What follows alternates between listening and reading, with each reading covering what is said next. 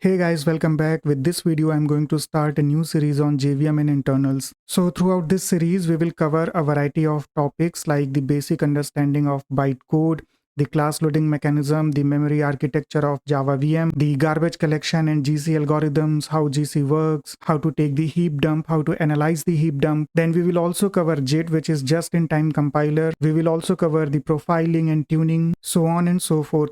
So you get the idea, this is going to be an interesting and exciting series.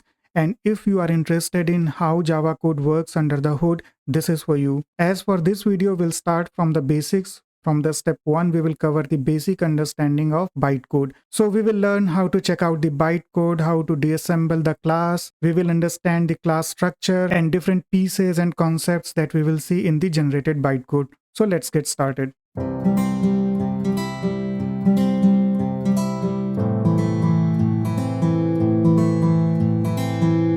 So as we know, when we write a Java program, first of all, we compile it. When we compile it, we get a .class file which has the bytecode, and this bytecode is then executed by JVM. So in order to run the program, JVM needs the bytecode which is contained in the .class file, and this is where we will spend the time. We will understand what goes into the class file, what is the bytecode, and how do we understand the bytecode. So the first thing is, how do we check out what goes on in the class file? Okay, so how do we check the actual bytecode? Now there are various ways to check out the bytecode, but if you want to check the actual bytes of streams which are written into this class file, then it's a little bit difficult, because if you try to open the .class file using TextPad or Notepad, you won't be able to see the actual content, because that is the streams of bytes. So how do we see it? There are different softwares available which you can install, which can help you to open the .class file, and one of them is hex editor, which is HXD. And here you can see the screenshot. So we will spend a couple of minutes on this tool. So here we have that hex editor, which is HXD, and what I've done, I have opened a simple .class file in this tool. So you can see this tool has opened or loaded the .class file, and this is simply a stream of bytes. The first thing you set in this tool is the width, which is the 16 byte in this case, but you can change it to 8, 16, 32, whatever it is. This is just for the display purpose. It does not change the content of your class file.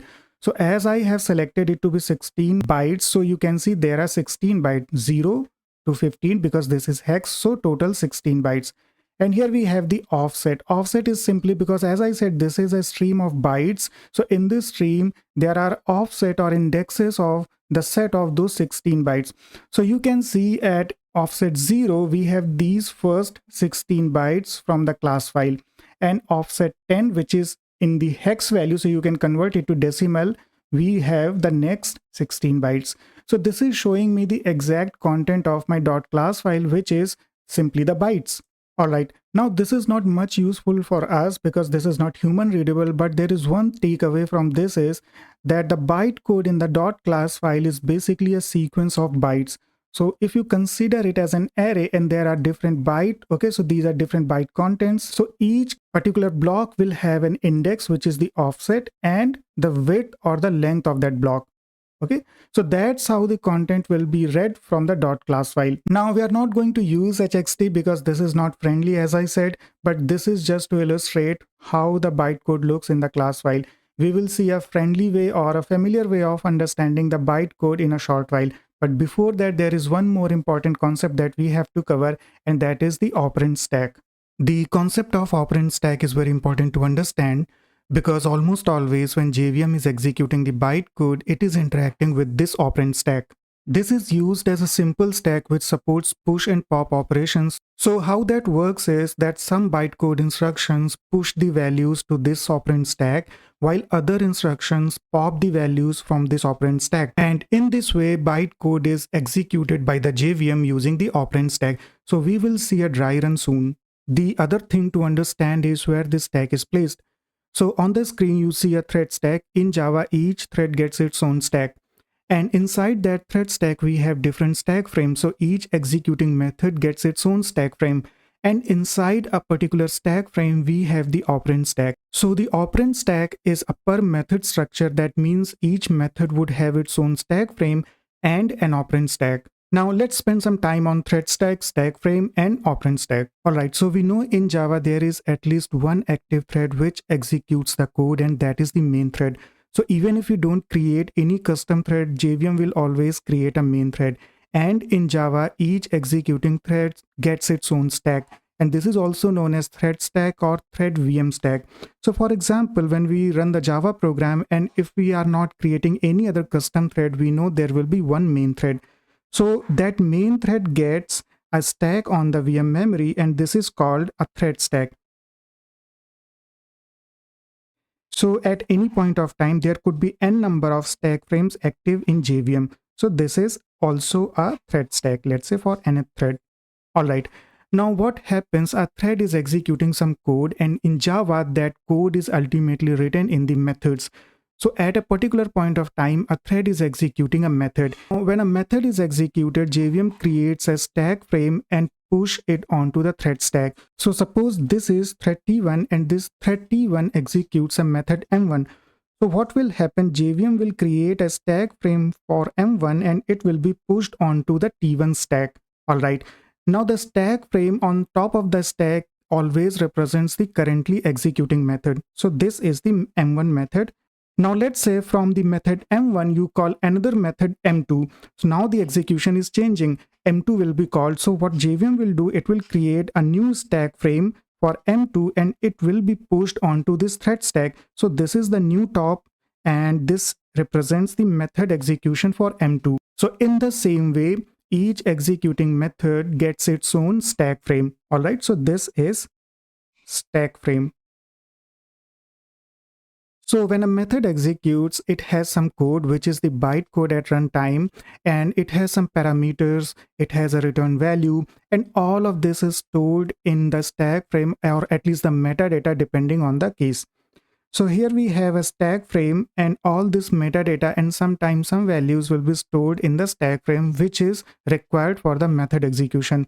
Now along with this, in this stack frame, we have the operand stack, which is a simple stack which supports push and pop operations. So what would happen, for example, for a method's bytecode, let's say there are some bytecode instructions, and one of them says that load constant 1. This is a simplified version. The another instruction says load constant 2, and the third instruction suppose says add C1 and C2. So here we have C1 and C2. So what would happen for the first instruction on the operand stack, 1 will be pushed. All right. For the second instruction, another value will be pushed onto the operand stack, which is this one. Okay. And for the third instruction, which is to add the values, what JVM will do, it will pop 2, it will pop 1, it will perform the operation, which is 2 plus 1 equals to 3. And depending on the code, this 3 might be pushed back onto the operand stack. So that's how bytecode instructions are executed using the operand stack by the JVM. So once again, what is the placement? For each thread, we have the stack, all right, and inside the stack, we have the stack frame, and inside the stack frame, we have the operand stack. All right, next we will learn line number table and local variable table. So in the generated bytecode, you will see something called line number table, which looks something like this. So under the line number table, you have several mappings like line 3:0, line 4:2. We will see a quick example on that. And the second thing is local variable table. So under the local variable table in the bytecode section, you will see something like this, a table which says start 0, length 22, in this case 32, slot 0, name, which is the args, and the signature. So let's try to understand what are these things. And here you can see a simple example of a bytecode. So in this section, you see a section line number table, which has only one mapping, and similarly local variable table, which also has a single row. And this is for constructor, that's why this is pretty simple, but you get the idea. In the generated bytecode, we have the sections like line number table and local variable table. So let's try to understand. Now let's start with the line number table. Okay, so this is the line number table in the generated bytecode, and it has a simple mapping line 10. What it means is that line number table is used to maintain the mapping of bytecode instruction offset to the source code line numbers. So here line number 1 says that line number 1 in the source code, which is the .java file, maps to the bytecode offset 0. That's it. And if you remember, we started the video with the same idea that generated bytecode is actually a sequence of bytes, and in that sequence we have the indexes which are called offsets and the width of the section. So this is the offset we are talking about. So in this case, line number table says that this particular line in the source code is corresponds to this particular bytecode offset. That is the purpose of line number table. All right, let's move on to the local variable table. So this is also simple. Local variable table, as the name suggests, hold the information of the local variables, because method would have some local variables like arguments, method arguments, or the return result, or if this is a no argument constructor, even then it would have a local variable which is the this reference. And you can see it here in the constructor. There is a single row and it says that at slot 0, which is in the table at index 0, you have the local variable which is this. The signature of this is lmain, which is a special you can say name given to the constructor, and it starts from the offset 0 with a length 5. So what that means is it is instructing JVM that if you start from the offset 0 and pick a value with length 5, then you will find the local variable this, which is required in this constructor, because as we covered, this is a sequence of bytes, right? The bytecode is a sequence of bytes, and we have the offset, and we can also give the width or the length. So for example, pick this section and this represents this in this case. All right. Now here is another example in the same file for a different method. So in this case, you can see a lot more entries in the line number table. So this says that line number 3 in the source code belongs to bytecode offset 0. Line number 4 is basically offset 2. Line number 5 is basically offset 9, so on and so forth. And in the same way, in the local variable table in this method, we have 3 local variables. This is slot 0, which means basically slot in this table. So there are 3 rows, so 0, 1 and 2. This is first index, this is second slot. So there are 3 variables. The variable at 0 is args of type string array, which means the variable that we generally give in the main method like this. So this is the slot 0 value. Now at first slot, we have another variable. The name is I, signature is I, which means integer. And similarly at first index, we have another local variable with name sum and again integer. So suppose JVM has to pick this particular local variable, which is args. What it will do, it will start from the bytecode offset 0, will read a length of 32, and it will get the args. And similarly to read the sum, what it will do, it will start from the bytecode offset 2 and read a width of 30. So that is the purpose of local variable table. It tells JVM what are the local variables available in this method and how to read them, what is their type.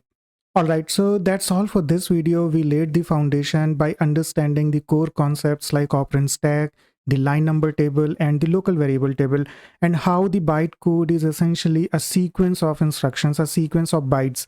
Now these concepts are actually the building blocks before we can dive deep in the bytecode. And we will continue the journey in upcoming videos. I will see you in the next video. Thanks for watching.